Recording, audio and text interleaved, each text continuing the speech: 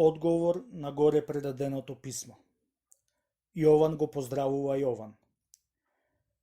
Го примив твоето ценето писмо, достојно на твојот возвишен и бестрастен живот и на твоето чисто и смирено срце, што си ни го пратил нам, ништите и сиромашни водобродетелите, писмо кое всушност представува наредба и заповед што ги надминува нашите сили. Да вистина тебе, само тебе и на твојата света душа и прилега да бара слово на поука и опомена од нас, кои сме толку неупатени и неуки, како во зборовите, така и во делата. Твојата светост секогаш ни служи за пример на смирено умие. Впрочем, ќе ти кажам и јас сега.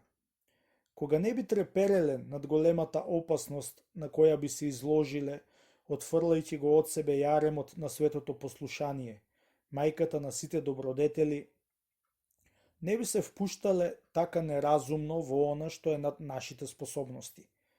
Би требало, прекрасен отецу, кога веќе се распрашуваш за тие работи, за нив да се известиш кај оние што добро ги познаваат, бидејќи ние уште се наоѓаме во редот на оние кои што туку тргнале на училиште.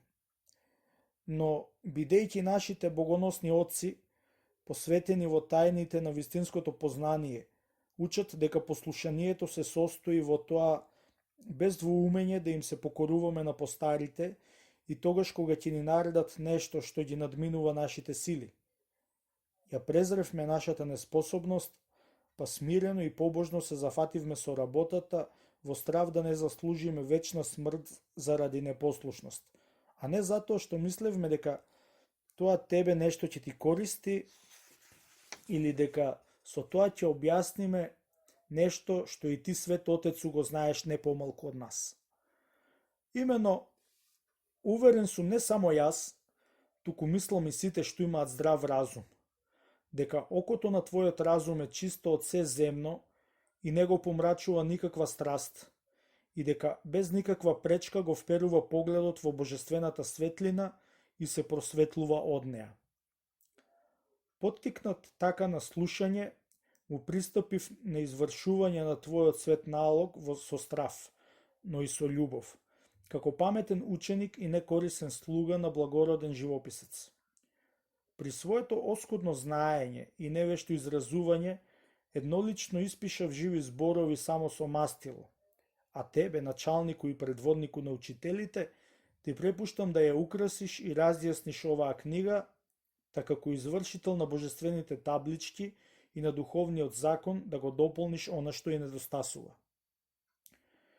И не ти го испраќам јас тебе овој наш труд, не дај Боже, тоа би бил знак на крајна лудост, зашто ти си способен во Господа не само другите, туку и нас самите да не научиш на божествениот ред и наука. Туку ја испраќам на богоповиканата обител, која што заедно со нас се учи од тебе, о најдобар меѓу најдобрите учители. По нивните молитви, како и по твоите, во нас се раѓа некоја надеж што го покрива нашето незнаење, да го распнуваме едрото на бродот на нашето перо и кормилото на нашиот збор му го предаваме во рацете на нашиот сотрудник, со молба ако некому ова дело му биде од каква и да е полза, како паметен, плодот да му го припише на нашиот благороден учител, а за нас нека измоли од Бога награда за нашата добра волја, не гледајќи на она што е напишано, бидејќи навистина лошо и полно со секакво незнаење. Туку, земајќи го предвид расположението со кое што го правиме тоа, како што вдовицата ја награди за лептата принесена од се срце. Господ возвраќа не според количината на даровите и приносот, туку според величината на жртвата сразмерно на нашите сили. Остани здраво!